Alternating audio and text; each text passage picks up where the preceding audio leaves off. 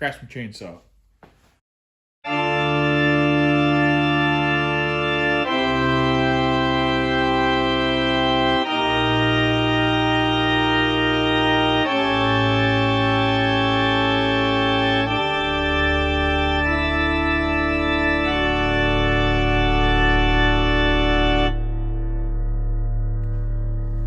Now, I know this is a Craftsman chainsaw. I peeked at it briefly just to see.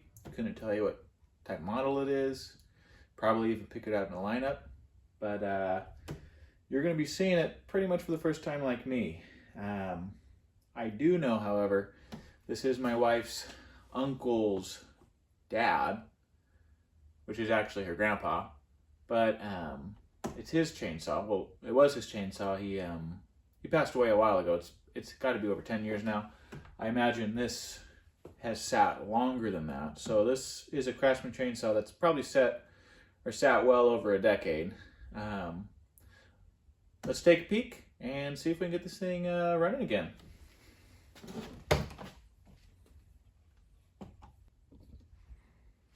All right. A couple things we have in here.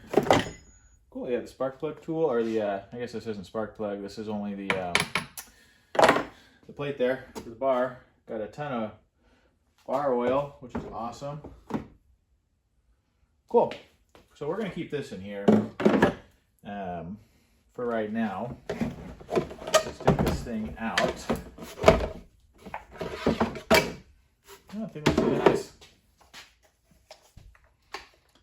All right, so here's what we got. I got an 18-inch, 42cc, it looks like. Let's bust in and see what's going on here. All right, so the first things I want to check. So that's on and off. First thing I want to check is if it has compression or not. So I'm just going to pull on this. That doesn't feel like much. If you guys remember the XL113, you could almost hold up the chainsaw with just the compression from pulling on the pull rope. Let's take this top cover off. So I need to get the proper fittings here. Let's make sure it's this one. Yep. So there's 3 of them that hold this top on. And this top is critical for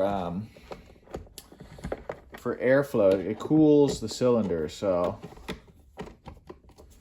let's take it off. And what we're going to do is we're going to get the spark plug out. We're going to check for spark. That's fine. And we're going to see what's going on with this compression. Because right now I'm not a big fan of how little compression it has, but we don't know the full story quite yet. So that's for the air cover. So let me pull you guys around here so you guys can get a better look.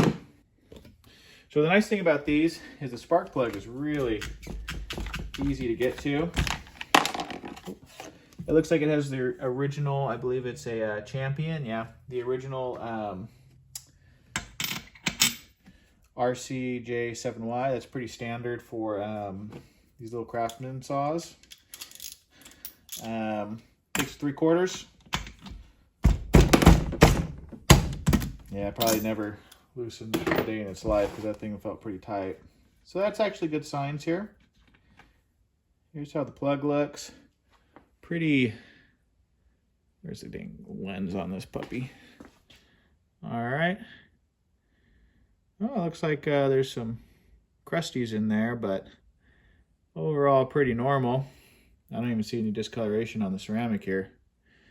Looks pretty good. Let me clear that out and then we'll test spark real fast. So with these are generally gapped at 0.025. I have a little gap here. So I'm using that just to kind of clear out some of the crusties in there, but let me put this as the 0.025. We'll just put it in here. And it should be able to fit a bit snug, but nothing crazy. That is just fine. We're gonna leave it right there. We don't need to adjust this. You don't want to go over because this is designed to have so much voltage going through it, and the wider it is, the less intense the spark. And you don't want it too small because it won't have enough opportunity to burn off what's between it. So we got exactly where we want. What we're gonna do is we're gonna ground this out. I'm gonna flip it in the on position to make sure we get some spark here. So let's see if I can get a look here.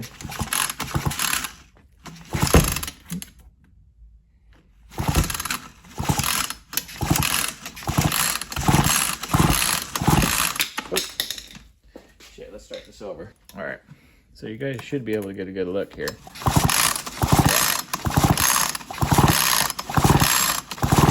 I don't know if it's coming through on camera, but that thing has a nice spark to it. So let me get you guys set back up. We're gonna yank off this muffler and take a look inside that piston. Like that. Feels kind of loose. This is a 3/8. Let me make sure you guys are recording. Cool. So we're gonna do, this is the spark arrestor screen here. Another good thing to check, if this thing gets clogged up, it's not gonna be able to push air out of the exhaust, or it becomes very restricted. So let's take a look at it. So you can definitely see through that. There's not a restriction, so no problem with the spark arrestor. I believe this is going to go off of the same torque screws.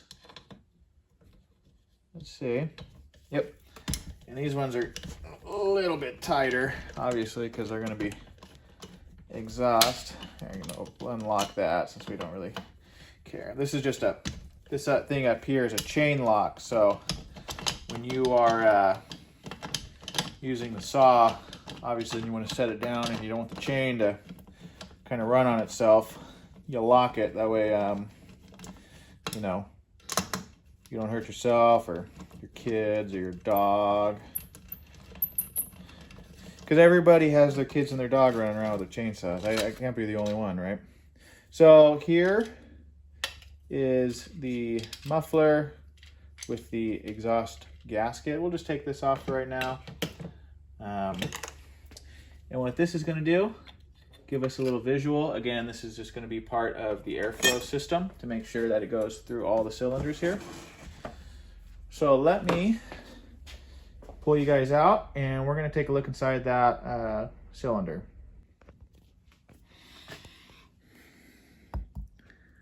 All right, so I have the piston down. So we're looking in the cylinder. From the back there, I don't see any scoring at all. The top of the piston has its usual, you know, crunchiness to it, but nothing alarming. Let me see if I can get a good angle here. I'm gonna put this right behind us here. I'm gonna pull it up. And there is the piston. So we're looking, that's the ring.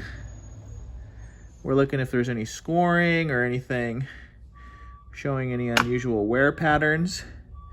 That piston looks wonderful. Most of the problem's gonna come on the exhaust side here. This is where a lot of carbon buildup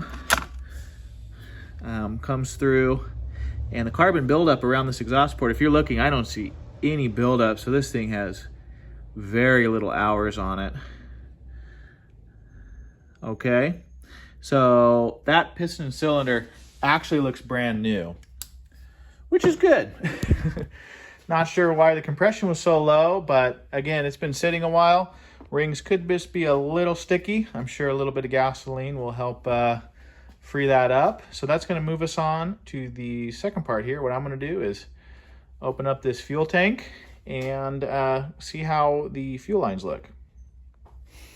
All right, what we're gonna wanna do is I usually just get a little flathead with these. This is how they're designed, is they get a little on the tight side, so you're able to just put a flathead in there and open her up. I'm just gonna pull this out because it just comes right out. Everything's looking good with that. Pull you guys out and we'll take a look in here. Now I honest to God haven't even looked in here yet, so let's see how the fuel lines look. Everything looks connected, so that is the fuel line. There is the fuel filter, the sink there.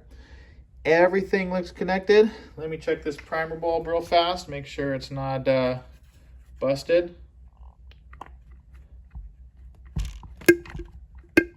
It's pushing. It doesn't have any cracks.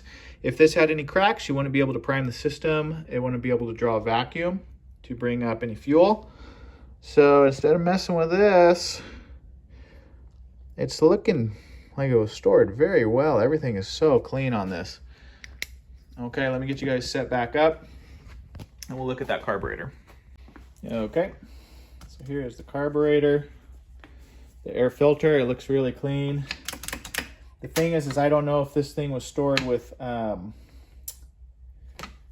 fuel in the gas tank or not. What we can do is we can take these off and take a peek. Let's get the correct size. This is at 3/8 again. That's going to be too big. I believe this one is actually metric. I think it's a 10. So it's not a 10. God, is it 5/16? 5/16. So it's standard. Yeah, I am blown away with how nice this is. This is brand new. Generally, I'm used to just completely trashed Craftsman's. I will say the compression though is a little on the strange side. So let me get that screw out again. That's going to be one of those Torx screws. I believe it's the same. Yeah. So they all use the same Torx size on this. And I'm just going to pull this off. I just want to look inside here. So let's take a look. I don't know. I'm actually not wanting to pull it off. I don't want to break the fuel lines because everything has been so... Let's see here. So looking in, I don't see anything that looks like carbon buildup. I do see a little bit of fuel residue there.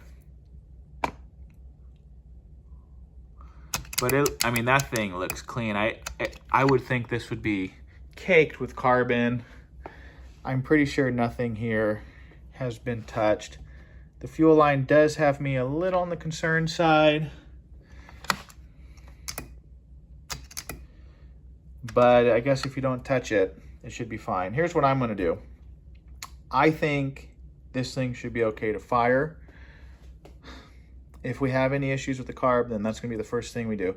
Everything else I'm looking at, the cylinder, the fuel lines, I'm thinking we're going to be okay. It had to have run a little bit because the spark plug is dirty, but it's not showing lean. It does seem a little rich, but you know, I imagine that's just how these things want to run. So let me put this thing back together and let me go get some gas in her. And what we'll do is we'll just turn it on. Because I'm thinking this should be ready to go. So let me get this back together and I'll see you guys outside. Now I did want to note while I'm putting this back together, there's a couple things on this exhaust side. Things like this. This is actually kind of like an air deflector. The air is actually pulled from the flywheel side. So the flywheel is actually the fan. A lot of small engines are designed that way.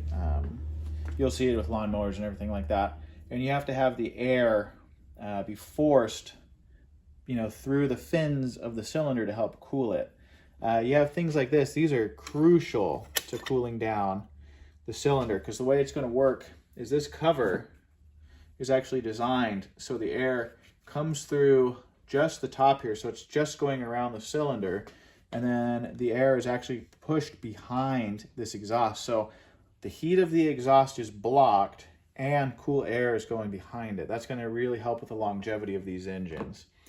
Looking at this one, as you can see here, this would be a perfect time to clear these fins if you ever want to take it apart and maintain your chainsaw. But looking at this, there's no debris. I almost feel like this might have just been turned on one time. I don't see anything being pulled in here that got stuck that needs cleaning. I mean, the pull rope, I mean, that looks brand new, honestly. Yeah, I think we got real lucky with just a really tip-top unit here. So what I'm going to do, and here you'll see this thing has a bend to it. I believe, yeah, the bend is obviously going to go out. So it was kind of sticky.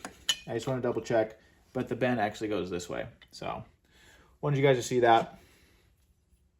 All right, another tip, these little Craftsman saws. So with this tool you get with it, we're going to use this just to tighten up the chain. So if I loosen these up, I'm just going to do a quarter turn loose. What we're going to want to do is I'm going to unlock it so that way this chain can move. Pull it up. See how much room we have there? If we tighten this, it should snap into place. Now that feels pretty good. What we're going to do is we're going to tighten that. Tighten it. Now these don't have to be terribly tight, but you want to make sure that they're not going to come off when there's vibration. So you feel it has some snap to it, but it should be fine. Now what we should be able to do is go like that. So you see that? It's moving freely in the bar, but it's nice and tight. So if I'm pulling that up, which obviously this is going to be adjusted, it says right there, when you start cutting it'll heat up and kind of move around again, but that feels really, really good. And let me get you guys another angle on here. Here's how you can really tell the quality of your chain and bar here. So if you see where this sits in the grooves, you can take it and this thing should barely rock back and forth. If this thing's going like that, then the chain's going to move. Same thing with the bottom. In fact, the bottom's going to be the more important side here. So if you do that and a little bit of wiggle, once this gets a little worn, then you can flip the bar. And that's how you're going to ensure that this chain is making a straight cut, is the way it sits in there. You have the teeth that sit in the groove of the bar. As long as that is sitting in there nice and snug, then you should be good to go. So this thing will lock into place once you get the right tension. I like holding it up just to make sure that the bar is at its utmost angle. We tightened her up.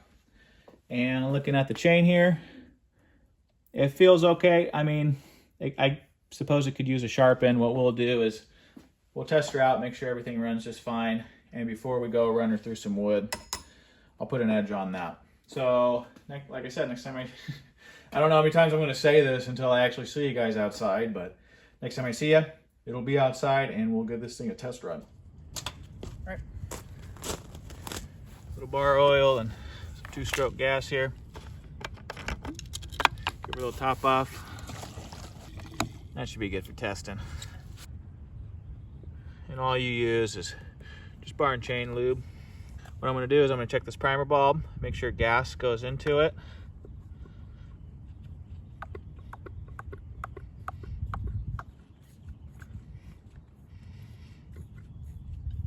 All right.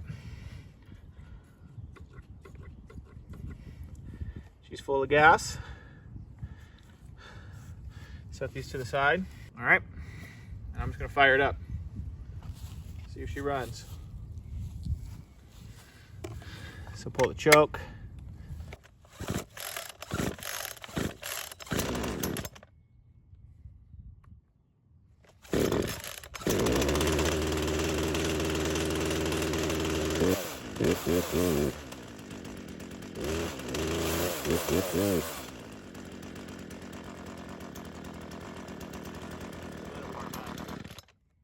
Well, guess not.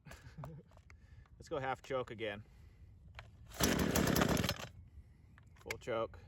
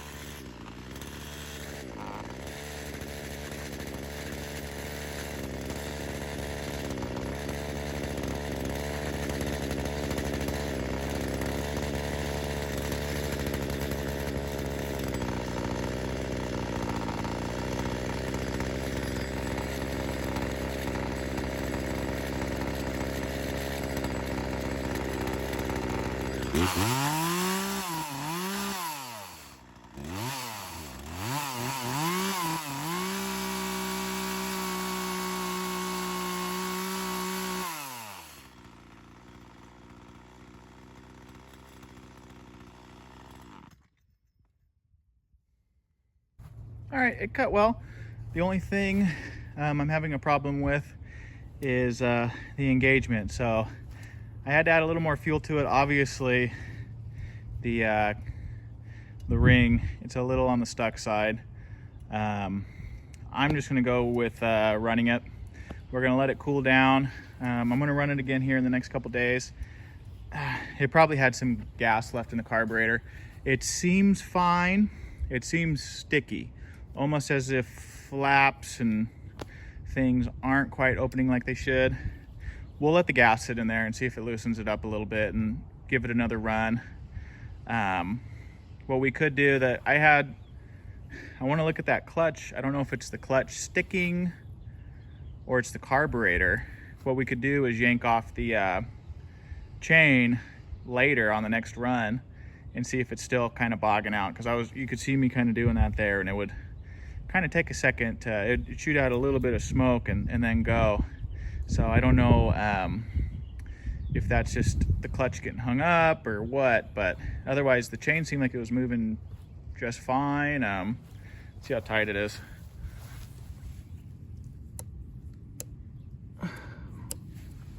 Nice and hot, but definitely has some oil on it, so who knows. I don't think that's too tight. Certainly hot though, so let's see how it looks. I don't see signs of overheating or anything, so no, it looks fine. Let's let it cool down and we'll give her another run and see where she's at. All right, so it's been about 3 days. I think we did it on a Friday. Today's a Monday. So it's sat for a few days and it had all the fluids in it. What I'm looking for in these saws, if they're leaking oil, so if you find a big puddle of oil, you know, after you've ran it, or if it's just been sitting in its case, a lot of times you could have a cracked case, or the seal in the oiler components has given way and now it's leaking anytime it has oil in it. So what I'm seeing right now is no oil leaks causing big puddles or anything. It actually looks really good. So I'm thinking that the oiling system on this is perfect. Now what we're going to do is we're going to run it. Again, it's been a few days, letting gas sit in the carburetor. I know sometimes, you know, and I'm going to get into it later in the video why we take it out of the carburetor when we let it, you know, sit. But the gas I use the premix, so it has a mix of gasoline and oil. That's what you use for two-stroke engines. I actually run a little bit heavier of a mix. I have a 32-to-1. I just find, you know, a little extra oil generally is better. And I mix a lot of older stuff with newer stuff. This is a 40-to-1. I have a weed eater that's a 50-to-1, but it runs just fine on the 32-to-1. And also it's a, you know, a good amount for my older stuff to run on. So saying that, having the gasoline with the thicker oil in it, I'm hoping that a lot of the components in the carburetor that were sticking, because I believe that is what's going on, is hopefully resolved so we don't have to tear it open. Again, it's an experiment. We're going to see if letting it sit with some gasoline in it after it's been, you know, out of commission for a long time, because I'm suspecting this saw sat with gasoline in it for a long time. Maybe he drained the tank, but he didn't run gasoline out of the carburetor. So what we're going to do is we're going to just give her, let's turn her on, see how she's looking. I don't know if I'm going to do a cut, but the big thing I'm going to look for is how it responds to idling, because it should be pretty solid. Again, we have that, you know, possibly a stuck ring too. So we're going to see how everything is a few days later, you know, after running a cool down. So let me get you guys set up and let's see where this saw's at.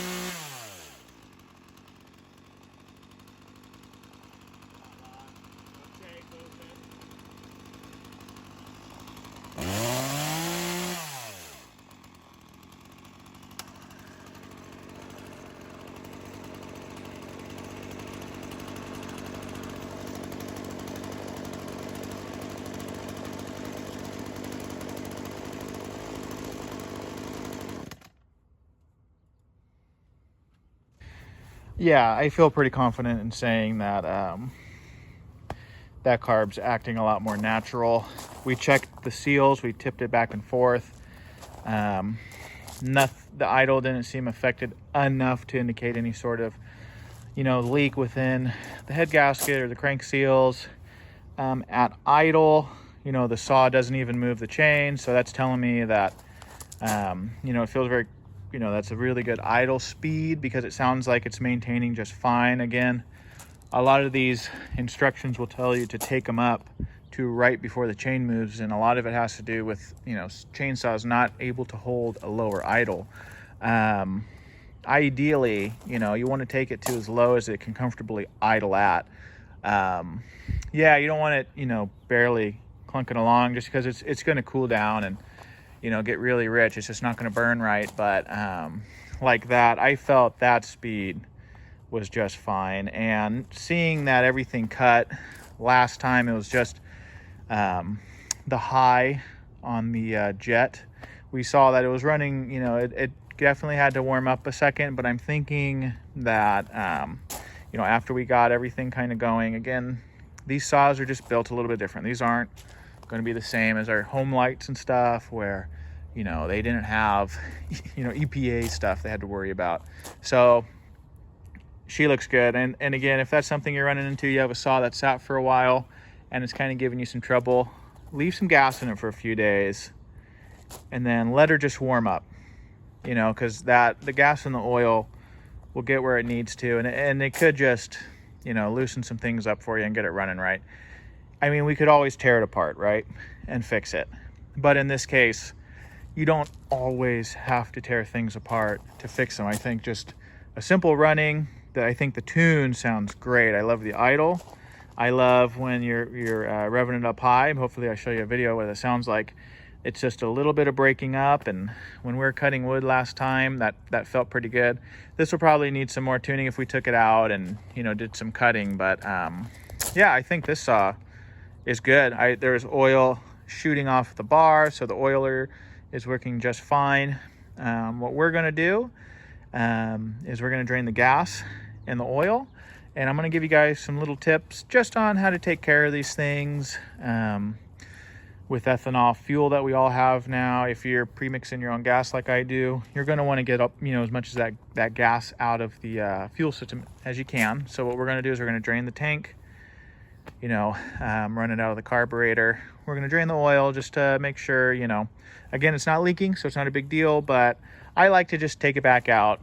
That way, you have, a nice empty tank just sitting there. But yeah, I think that we're looking good.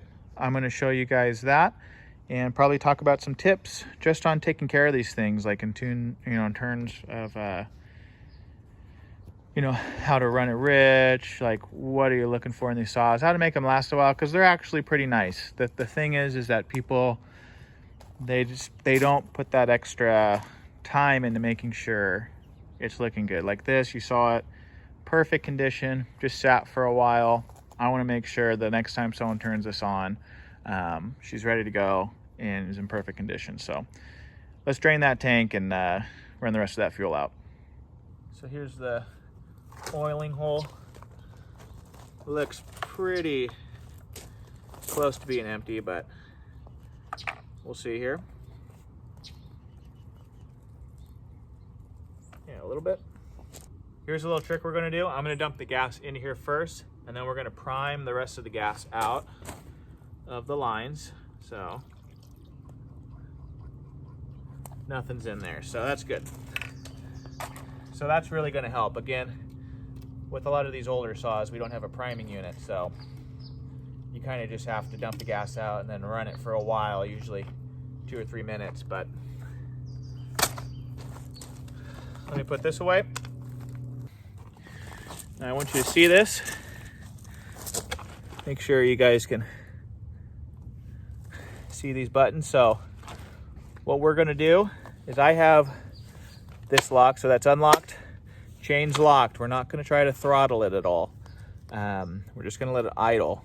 But what we're going to do is we're going to have it open first. So let me flip it on. There we go. Now we're going to play with the choke until all the gases ran out of the carburetor. So So once it starts dying, we're going to start choking it. So you see how much gas is still in the system here. And this is with us priming it and everything. So it takes a little bit of time to make sure all that gas is out.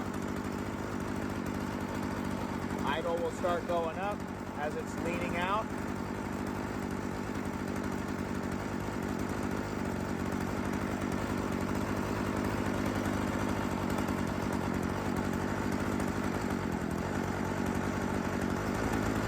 Half choke. All right. Full choke. Let's see. Keep doing that. Now we'll do half choke. We're just going to play around with the choke here.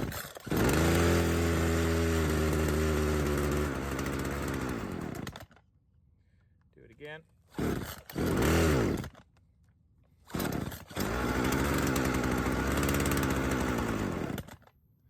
Keep going.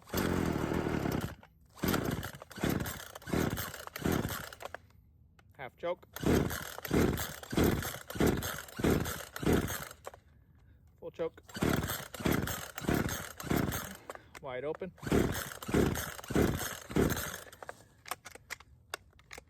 Okay. Unlock the bar here. So now you see it takes a little bit of time making sure all that gas is out, and that's after we prime the system. So you make sure you're doing it, working that choke, cutting off more air, ensuring that you're getting all the gas out of that carburetor. So we did it and it wouldn't fire, indicating all that gas is out. So let me put this away and just kind of talk about it a little bit. All right, thank you guys. I know that was a lot faster than most of the things on this channel. You know, like I said, I don't look at the equipment before I start working on it for this channel. So you're gonna see it like I see it. A lot of times they're not good. Sometimes like this, they are good, but we still go through the steps. And hopefully, you know, maybe you learned some things, because I know these Craftsman saws, the vast majority of the purchases are for homeowners who need to just do a couple things around the house. And most of the problems arise just from your typical neglect. So leaving gas and oil in the chainsaw when it's stored, you know, not checking proper tension on the bar, things like that. So hopefully, you know, just kind of learning how to check things on the saw, what to look for, what does a good quality saw look like. That way you can kind of gauge, you know, the condition of like yours, if you bought it new, to make sure it's, you know, it's looking fine, or if you do buy a used, to, you know, learn some skills on how to check it. Also, something I don't do on this channel very much is I don't ask viewers to do anything like, you know, if they like or subscribe or anything. I don't like begging for subscriptions, but this video is probably going to be a little bit more catered towards first-time viewers. It's probably going to have a clickbaity title and everything. Again, it's not something that I strive to do for this channel, is make it all clickbaity and beg for subs or anything like that. But if you do like the content, you know, and you know, if you feel like you want to comment on stuff, or, you know, I'm totally open to the viewership. Again, this was supposed to be kind of like a window into some wrenching, you know, from what I do in my garage. Again, this isn't meant to be like the end-all channel or the best channel of anything. It's just another channel, just a Musty One clone. I love wrenching, and I want you guys to see what I see. We work on, you know, diagnosing together. There's going to be projects that are a lot longer than this. There's going to be some short ones. We don't know what's going to happen. That's the fun of these videos, is that when you start watching, you don't know what's going to happen. We're going to go through all the same steps. We're going to see what the machine gives us, and, you know, just give it what it asks for. So again, thank you guys. If you liked it, you know, and I do ask, you know, if you feel like it, to like the video, and if you feel like you like the channel, you know, feel free to subscribe, or, you know, add comments on things that you like, or, you know, which direction you like me to go. I'm listening to you guys. This is all for fun. So yeah, thank you guys again. And for the people that do enjoy me kind of working on some of the crappiest equipment, that last saw was the best used saw I've ever seen in my life. But I do have this piece of crap here we're gonna work on next. So if you feel like you kind of got some blue balls from watching just a stellar saw basically get turned on, then this saw down here will be torn apart because I don't believe anything works on it. So we'll see if we can get that one running. The thing is that I don't have high hopes for it, but hey, man, you don't know until you start tearing it apart. So again, thank you guys, and hopefully see some more people in the future with some more of these projects. So thank you guys for joining. All right, bye.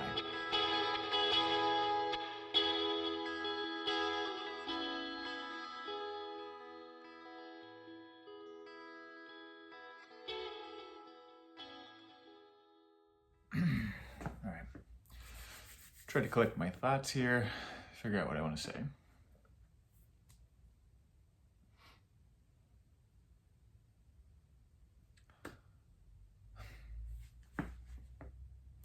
Well, thank you guys for joining me. I know that isn't quite the, start over. That sucked.